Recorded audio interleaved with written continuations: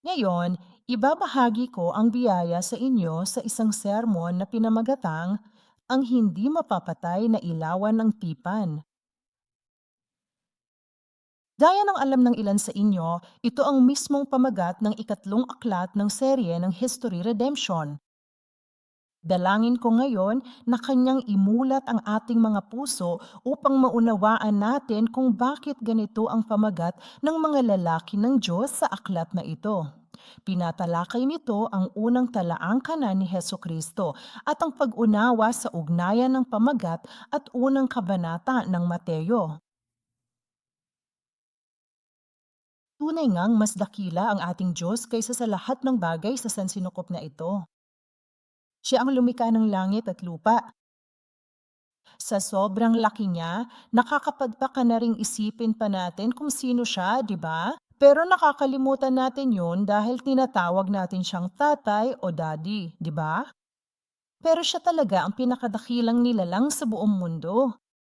Ngunit, dahil minahal niya tayo ng lubos, tayo na mas mababa pa sa alabok kung ikukumpara sa buong sansinukop, tama ba? Dahil minahal niya ng husto ang mundong ito, ibinigay niya sa atin si Heso Kristo na siyang nagkatawang tao ng salita. Ang Diyos, ang salita sa pasimula, ay nagkatawang tao sa marupok at hindi karapat-dapat na laman na ito para makasama natin siya at madala tayo sa dapat nating puntahan. Gaano ba kalaki ang pagmamahal na ito at ang dakilang pag-ibig na ito ng Diyos ay pinaikli sa talaangkan ng ito ni Heso Kristo. Ang dakilang pag-ibig na ito ng Diyos ay nakatala sa bawat pangalan sa talaangkanan ni Mateo sa Mateo 1. At sasabihin mo, sandali lang, pangalan lang ang nasa likod nito. Paano natin ito nalalalang? Kaya dumako tayo sa aklat ni Mateo. Tingnan natin ang talaangkanan ni Jesus. Ito ay mula versikulo 1 hanggang 17. 17 na talata lamang. Ang talaangkanan ni Heso Kristo ay nakaayo sa isang napaka-espesyal na paraan at ang susi ay ipinaliwanag sa talata 17. At batay sa talata 17, maaari nating buuin ang talaangkanang ito sa tatlong bahagi o tatlong panahon. Ang unang panahon ay mula sa ama ng pananampalataya, si Abraham, hanggang kay Haring David. Ang ikalawang panahon ay mula kay David hanggang sa kalunos-lunos na pagkatapon ng mga Israelita sa Babylonia. Ang ikatlong panahon ay nagsisimula mula sa pagkatapon sa Babylonia hanggang sa panahon ni Jesus, ang Mesiyas. Balikan natin ang simula dahil ang aklat tatlong ay sumasaklaw sa unang panahon ng Kristiyanong teolohiya ni Jesus. Mapalad tayo sa librong ito, ang ikatlo sa kasaysayan ng pagtubos. Dahil 5 talata lang ito at mayroon tayong isang buong libro mula riyan, 5 talata para ipaliwanag kung paano malaki at kahanga-hanga ang pag-ibig ng Diyos. Ang unang panahon ay mula kay Abraham hanggang kay David at ito ay maaaring makilala mula sa kapanganak ni Abraham. At kaya pinag-uusapan nito ang kasaysayan mula sa paghubog ng kapanganakan ng Israel hanggang sa monarkiya ni David o sa United Kingdom noong 1003 BC nang aktual na nagsimulang mamuno si David sa buong United Kingdom. Mahabang panahon ito? Ang panahong ito ay 1,163 taon ng haba. Para ikumpara, ang Korean Joseon Dynasty, alam mo ba kung ilang taon na ito? Mga 500 taon, di ba? Kaya makikita natin kung gaano katagal ang panahong ito. Ngunit ang malawak na kasaysayang ito ay pinagsama-sama sa 5 talata lamang. Sa Mateo 1, mga versikulo 2 hanggang 6, at ang 5 talatang ito ay binubuo ng 14 na taong ito sa unang panahon. Abraham, Isaac, Jacob, Judah, Perez, Hezron, Ram, Aminadab, Nashon, Salmon, Boaz, Obed, Jesse, at ang Haring David. Ito ang unang panahon. Tingnan natin ito ng konti pa. Ang unang panahong ito mula kay Abraham hanggang kay David. Ang talangang kanang ito, ang bahaging ito ng talangang kanan ay nagsisimula sa kanino? Abraham. At magtatapos sa kanino? David. Dahil itinatag ng Diyos ang kanyang tipan kay Abraham at gaya ng mababasa natin sa ating pambungad na talata ngayon, itinatag din ng Diyos ang tipan kay David, masasabi nating ang unang panahong ito ay nailalarawan bilang isang panahon ng tipan ng Diyos. Maaaring maisip mo, ano ang kinalaman sa akin ngayon ng tipan ng Diyos sa kasaysayang ito ng mga Israelita? Sigurado akong narito ka ngayon dahil mayroon kang maliit o malaking tipan na inaasam mong matupad, tama ba? Pag-isipan natin iyan.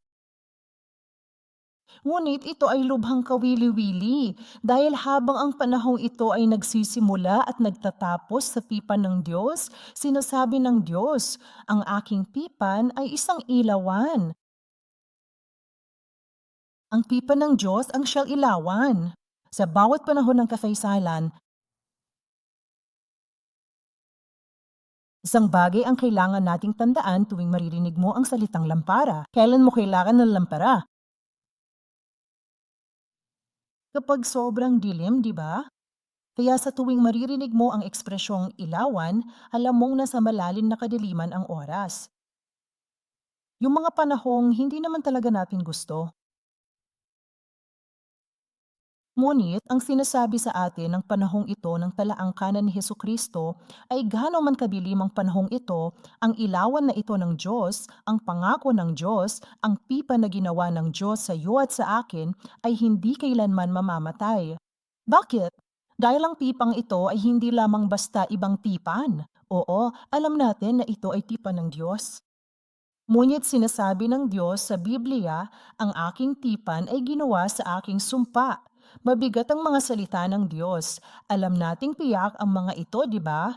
Ngunit idinagdag ng Diyos na ang tipan ay may kasamang sumpa. Kaya tingnan natin ang kapangyarihan ng panunumpa.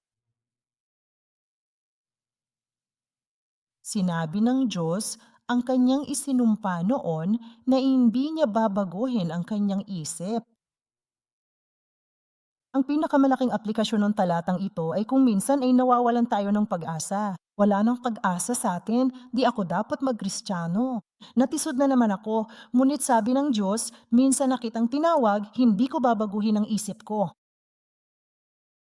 Gayon din, ang Diyos na nais ipakita sa mga tagapagmana ng pangako kung gaano katatag ang kanyang layunin ay nanumpang tutuparin ito. Kung tinawag ka ng Diyos bilang isang Kristiyano ngayon, tiyak na tutuparin niya ang layunin iyan sa iyong buhay. Amen, dahil isinama niya ito sa kanyang sumpa. Nasa Hebreyo 6, versikulo 17 ito. Sinasabing ang tipang ipinatag sa sumpa ng Diyos ay pinagtitibay. Mababasa ito sa Awit 89, talata 28.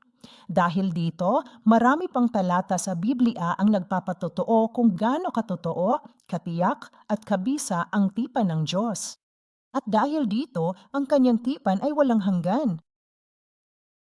Hindi ito kailanman magbabago at dalangin ko na pagpalain ng Ama ang ating mga puso upang kumapit tayo sa kapangyarihan ng tipang ito ng may panunumpa. Gaano man kahirap o kabagabagang panahon, panghawakan natin ang tiwala na ang kanyang mga salita na kanyang ipinangako sa atin ay tiyak na matutupad.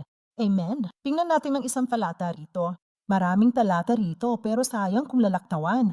Tingnan natin ang Jeremias 32, versikulo 7.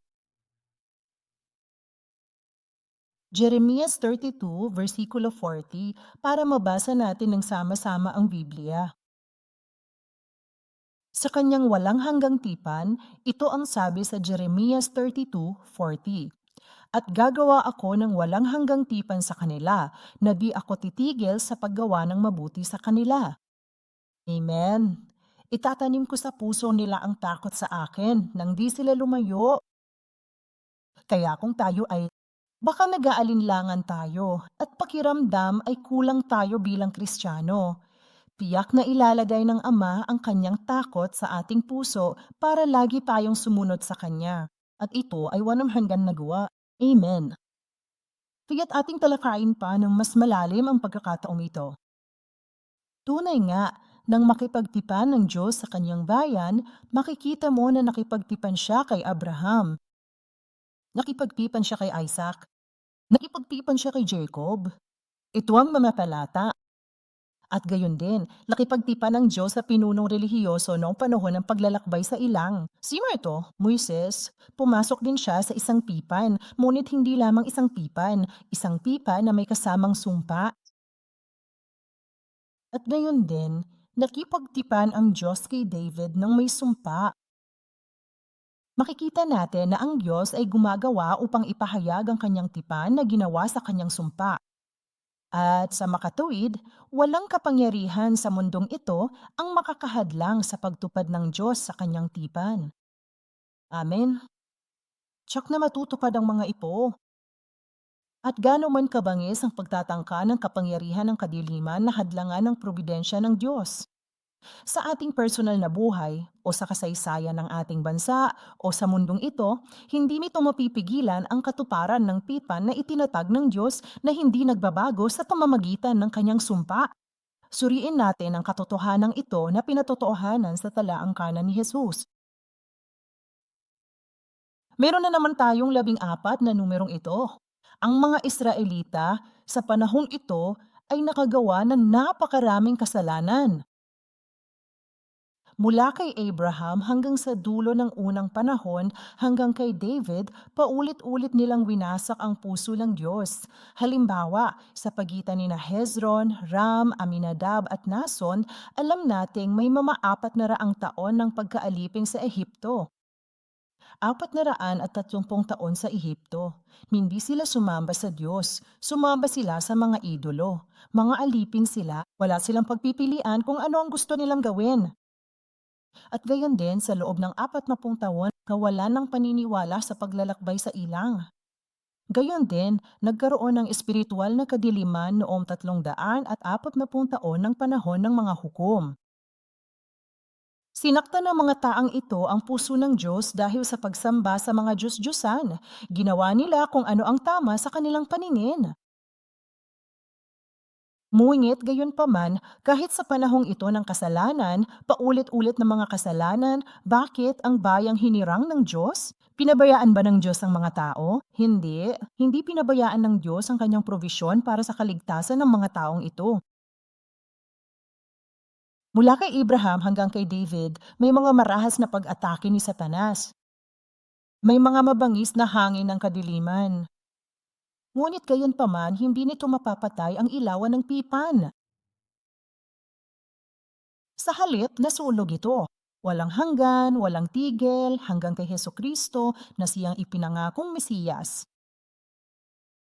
At ito ay batay sa sumpa ng Diyos na nagsasabing, hindi ko papatayin kahit ang isang mahinang nagliliyab na mitya. Aleluya! Minsan-minsan, ganun din ang nararamdaman ko. Pakiramdam ko, alam mo, nilamon na ng kadiliman ng paligid namin na parang lumiit ang mitsa ko at parang malapit ng mamatay. Naranasan mo na ba yan minsan, di ba? Pero sabay-sabay nating basahin ang talatang ito. Ano ang ipinapangako ng Diyos? Hindi babaliin ng ating Diyos ang isang gapok na tambo at hindi papatayin ng Diyos ang isang mahinang mitsa sa kadilimang ito. Siya'y tapat na maglalabas ng katarungan. Amen. Tandaan ang pipang ito, hindi lang ito para sa mga nabuhay libu-libong taon na ang nakalipas. Sabi sa unang Korinto, Kapitulo 10, versikulo 11, isinulat ito para sa ating nasa huling panahon. Gayun din, ang tipang ginawa sa 14 na figurang ito sa talaangkan ni Hesukristo ay hindi lamang para sa kanila. At tingnan natin ang Deuteronomio, Kabanata 20. Ipinaliwanag ni Moises na ang pipang ito na ginawa ng may panulumpa ng Diyos ay hindi lamang ginawa para sa kanila. Basahin natin. Ngayon, hindi lamang sa inyo ginagawa ko ang tipang ito at ang sumpang ito, kundi kapwa sa mga nakatayo rito mismo, kasama natin ngayon, sa harapan ng Panginoon nating Diyos, at kanino pa? Kasama ang mga wala sa atin ngayon. Sinong mga taong ito? Yung mga wala sa piling natin ngayon, yung mga taong darating pa sa hinarap, di ba? At silang lahat ay mga mananampalataya kay Hesukristo na siyang magiging espiritual, makamundong mga Hudyo, ang tunay na mga Israelita, ang espiritual na mga inapo ni Abraham. Tama, Saang genealogy ka napunta? Ang talaangkanan ni Abraham o talaangkanan ni Jesus sa Mateo, Kabanata 1, gaya ng nakikita natin. At sa makatuwid, ang pipang ito na ginawa sa mga Israelita dahil dumating si Hesus Kristo, ang pipang ito ay magiging walang hanggan. Ito ay magiging walang hanggang epektibo hanggang sa tuluyang matupad ang kaharian ng Diyos. Ipagpatuloy natin ang konseptong ito na walang kapangyarihan sa mundong ito na makakahadlang. Ang katuparan ng pipa ng Diyos. Sa gitna ng dilim at atake ni Satanas, kahit ngayon, maaaring mag-alinlangan tayo.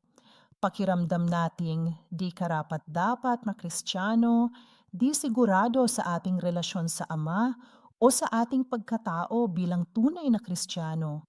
Ngunit tandaan, pinili tayo ng Diyos. At sa pamamagitan ng pagmamasid sa buhay ng bawat tao rito sa Talaangkanan, paulit-ulit nating napapatunayan na ang lahat ng bagay ay natupad ayon sa soberanong pagpili ng Diyos. Ang mahalagang pagpapahayag ay soberanong pagpili. Kaya tingnan natin ito. Ipinapakita nito na ang ating kaligtasan ay hindi nakakamit sa pamamagitan ng ating mga nagawa.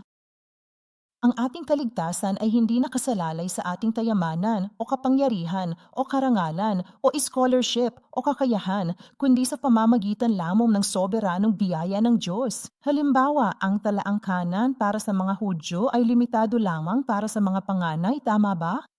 Pero malalaman mo na ang talaangkanang ito ay maraming hindi panganay. Halimbawa, si Isaac, hindi siyang panganay, tama ba? Ang nakatatandang kapatid na lalaki ay si Ismael o si Jacob, at si Judah o si Perez, tama ba? Kambal si Perez at si Zerah. Hindi lahat ng mga taong ito ang panganay. Ibig sabihin, hindi sila karapat-dapat na maitala sa talangkanan. Ngunit dahil sa soberanong paghirang ng Diyos, ang mga taong ito ay isinama sa talaangkanan ni Hesukristo. Hindi ito tungkol sa kung sino tayo, kundi tungkol sa kung ano ang ginawa ng Diyos para sa atin.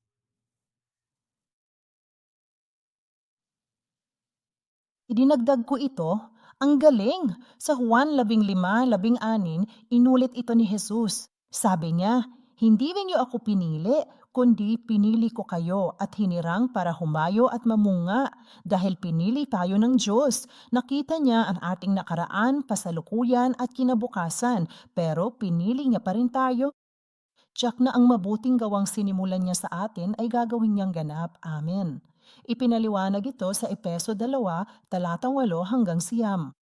Sapagkat sa pamamagitan ng biyaya, tayo'y naligtas sa pamamagitan ng pananampalataya at hindi sa ating sarili, kundi ito'y kaloob ng Diyos, hindi dahil sa ating mga gawa upang walang sino man ang magmalaki. Gayon din sa Tito 3, versikulo 15, na iniligtas niya tayo, hindi dahil sa mga gawa na ginawa natin sa katuwiran, kundi ayon sa kanyang awa, sa pamamagitan ng paghuhugas ng muling kapanganakan at pagbabago ng banal na espiritu. Muli, maaari ring nating tingnan ang mga natatanging tao sa talaangkanang ito. Sinira ng Diyos ang tradisyonal na istrukturang ito ng mga talaangkanan sa pamamagitan ng pagsasama ng mga pangalan ng kababaihan na isang malaking bawal sa kulturang Hudyo. At hindi lang iyon, ang mga babaeng ito ay mga hentil. Hindi man lang sila mga Israelita na minamaliit ng mga Hudyo. Sino sila? Tama. Napagtanto niya na ang lahi ng pananampalataya ay hindi maaaring tumigil at sa makatuwid, ginawa niya ang kakilakilabot na bagay na ito sa kanyang biyenan na si Judah. Hindi ko kayo bibigyan ng spoiler tungkol dito. Alamin mo ito mamaya at sigurado akong mas marami pa tayong malalaman kung hindi mo pa ito nalalaman. At saka ito lito, Rahab. Hilala mo ba kung sino si Rahab? Hindi lang siya basta babae. Hindi lamang siya hentil. Isa rin siyang patutot. Sinong hindi maaaring maging bahagi ng kaninong talaangkanan ang pinag-uusapan natin? Ang talaangkanan ni Hesukristo, tama ba? Ngunit ipinahayag niya, ang Panginoon mong Diyos ay siyang Diyos sa langit sa itaas at sa lupa sa ibaba. Sa pananampalataya lamang kay Kristo Jesus, tayo ay mapapagilang sa talangan kang ito. Ang huling tao ay si Rus, ang bantog na Rus, isang Moabitang hentil. Naghanap siya ng kanlugan sa ilalim ng mga pakpak ng Diyos. Kaya walang diskriminasyon at kahit sino'y maaaring maging matuwid. Kahit sino ay maaaring maging bahagi ng pamilya ni Jesus. Kahit sino ay maaaring maging bahagi ng talaangkanang ito.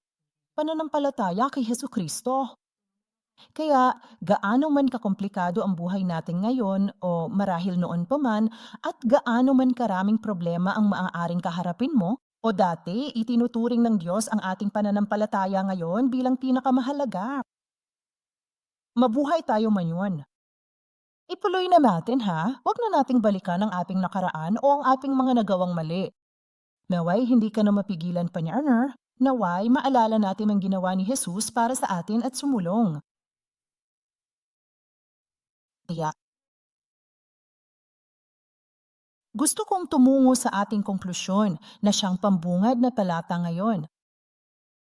Sa palagay ko, ang talatang ito ang magbibigay ng pinakamalaking kapanatagan at paghihikayat katulad ng napag-usapan na natin. Nagpapatotoo ang talatang ito sa isang kapangyarihan tungkol sa tipan at ang pagpapasigla nito sa kasaysayan ng Israel hanggang kay Hesukristo at ang pagpapalakas sa ating buhay ngayon, ang ating kasaysayan ayon sa gawaing panunubos ng Diyos. Ang talatang ito, 2 Kronika, Kabanata 20, talata 7, kung babasahin ko para sa iyo, gayon may hindi niloob ng Panginoon na lipunin ang sambahayan ni David. Nagbibigay na ito sa atin ng ganitong tono ng kadiliman. Tama, kabigatan, dahil sa pipang kanyang ginawa kay David. At yamang nangako siyang magbibigay ng isang kordero sa kanya at sa kanyang mga anak magpakailanman. Sinasabi sa atin ng talatang ito kung gaano kadilim ang panahong ito. Ngunit gayon paman, nang ang sambahayang ito ay nararapat ng wasakin, sinabi ng Diyos, hindi ko wawasakin ang bahay na ito dahil ginawa ko na. Pangako sa kung ano ang ibibigay. Isang lamparang hindi mamamatay, gaano man ito kadilim. Pero alam mo ba kung anong talata ang nauna rito? Alam mo ba kung gaano kadilim ang panahong ito noong sinabi ito ng Diyos? Tingnan natin ang naunang talata rito mismo. Ito ang bersikulong 7, tama ba? Sinasabi ito sa bersikulo 6. Si Jehoram ay lumakad sa landas ng mga hari ng Israel, gaya ng ginawa ng sambahayan ni Ahab. Sino si Ahab? Ang haring hilaga, diga? Ang pinakasumasamba sa Diyos-Diyosan, ang pinakadakilang masamang hari kailanman sa kasaysayan ng Israel. Kaya siya ang naging huwaran ng masamang hari sa kasaysayan ng Israel. Mulot dito, ang hari ng timog na may tipang kay David, ang haring ito ay kaninong landas ang sinusunod? Ang landas ni Ahab. Hindi lang iyon, dahil ang anak na babae ni Ahab ay naging asawa niya. Sino ang anak na ito ni Ahab? Kayong nag-aral ng kasaysayan ng pagtubos? Sino ang kina-Ahab at Jezebel? Atalia. Sa panahong ito, ganito kasama, malapit ng tuluyang mawasak ang katimugang kaharian ng Juda. Ang binhi para sa mesiyanikong supling ay tuluyang nagwakas. Gayunpaman, ano ang sinasabi ng Diyos? Gayunmay, hindi niloob ng Panginoon na wasakin ang sambahayan ni David dahil sa tipan. Dalangin ko na sana alam nating lahat. Nang tipang ito ay naipasa sa buong kasaysayan, sa iba't ibang panahon, sa iba't ibang espasyo at dumating sa atin sa pamamagitan ni Hesukristo. Dahil ang tipang ito ay tungkol sa pagdating ni Hesus Kristo, tama ba? Sa Genesis 1, versikulo 1, sa pasimula, nilikha ng Diyos ang langit at lupa. Iyan ang nagbukas ng buong didiyang ito. At ang kahalintulad na talata sa bagong tipan, ang Genesis 1, ay nasa lumang tipan, tama ba? Ang lumang tipan. Sa bagong tipan, ang pinakaunang linya, ang kahalintulad na talata ay Mateo 1, talata 1. Ang aklat ng talaangkanan ni Hesukristo, na anak ni David, na anak ni Abraham. Amilidro. Ang pangakong ito ay tungkol sa pagdating ni Hesukristo, ang tagatupad ng lahat ng tipan na ginawa ng Diyos. Ang mismong pangako na nilikha ng Diyos sa Genesis 3, talata 15, ang binhi ng babae. Pinatototohanan ng Biblia na si Hesukristo ay dumating na, ang unang pagdating, tama ba? Ayon sa kanyang tipal. Sinasabi sa atin ng Biblia ang unang darating na hari upang makatiyak tayo na ang darating din, ang ikalawang pagparito, ay matutupad din. Kung paano ang bini ng babae ay darating at dudurog sa ulo ni Satanas, anuman ang uri ng problemang meron tayo ngayon, sa sandaling ito o sa nakaraan o sa hinaharap, sa buong panahong ito, si Jesus na dumurog sa ulo ng ahas ay tiyak na darating at dadakilain sa pamamagitan mo. At ito ang magiging taning soberanong pinuno ng buong sansinukob sa pamamagitan natin. Ang pangakong iyon at ang katuparan nito ay naghihintay sa katuparan nito at tiyak na ito ay matutupad. Anen? Kaya magtiis tayo. Ito rin natin talaga. Marami akong naririnig na paghihirap sa ating paligid at sa mayon, ang Korea ay napaka-ligtas kumpara sa maraming ibang bansa. Sige, nagrereklamo tayo na marami ng bakunado sa Amerika at China. Pero kumusta naman tayo? Malas ang gobyerno? Hindi. Pero sa maraming bansa, tumatawag ang mga pastor at sinasabing, matutulungan ni ba kami? Nawawalan ng trabaho ang marami. Bukod doon, nagka-COVID din ako. May mga namamatay sa tabi ko. Ibig sabihin, mula sa India. Mula sa ibang panig gaya ng Sri Lanka o Pakistan, sila'y nagdudusa. Nasa panahon tayo ng matinding espiritual at pisikal na dilim, tama ba? At naniniwala kong tinawag ng Ama ang Shiloh upang maging lampara. Tama, ang kaluluwa ng tao ay ilawan ng Panginoon. Tinawag niya tayong maging liwanag sa dilim upang magbigay ng pag-asa. Ang lakas ng loob sa kanyang pagbabalik habang naghihintay ay tiyak, kaya't magpiyaga tayo. Hindi lang puro kawanggawa, pagkain at pera ang gagawa, di ba? Pero kailangan nating lumabas at bigyan sila ng espiritual na pagkain. Dahil ang espiritual na taggutom ang babala ng Biblia. Handa na ba tayo? Sindihan natin ang ating ilawan sa paghawak sa kanyang tipan. Magtulungan tayo upang ang ating mga apoy ay magsama-sama bilang isang malaking apoy. Ibig kong sabihin, ang logo natin na Shalom ay ang buong globo na nasa apoy, tama ba? Sabay-sabay nating gawin iyan. Amen? At marami kaming mga seminar. Nagkaroon kami ng isang napakagandang seminar na pinangungunahan ng Simbahang Indonesia noong nakaraang linggo. May isa na namang seminar ang Proclaim na pangungunahan ng ating simbahan dito. Napagtanto ko na sa hirap ng panahon, tayo ang espiritual na panganay na magbibigay ng pagkain sa lahat sa mundo. Kaya sana makikibahagi kayo sa panalangin at magtulungan upang manindigan at sumulong para sama-sama nating maipakita ang liwanag na ito. Amen? Manamangin tayo. Diyos na malamin, maraming salamat po sa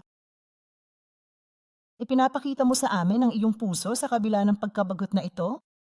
Pag-uulit ng mga pangalan at ang talaang kanan ni Hesukristo sa Mateo Kabanata 1. Ama, kung ang 14 na pangalan lamang sa 5 talata ay nagpapatotoo kung gaano kalaki ang iyong pag-ibig at kung paano ang iyong pag-ibig para sa amin ay hindi kailanmang mamatay, ang iyong pangako na ibinigay mo sa amin ng paisa-isa o bilang isang pamilya o bilang isang bansa o sa buong mundong ito, Ama, tulungan mo kaming kumapit sa pangakong ito. At huwag mong kalimutan, gaano man kahirap at kahirap ang panahon, tulungan mo kaming kumapit sa iyong tipan. Dalangin naming magmingning kami ng maliwanag sa gitna ng kabiliman at maging matatalinong dalaga na nagpapaningning ng ilawan at nagbibigay liwanag sa buong mundo pagdating ng ating kasintahang si Hesu Kristo. Salamat sa iyo. Sa ngalan ni Jesus, dalangin namin. Amen. Luwalhati sa Diyos Ama.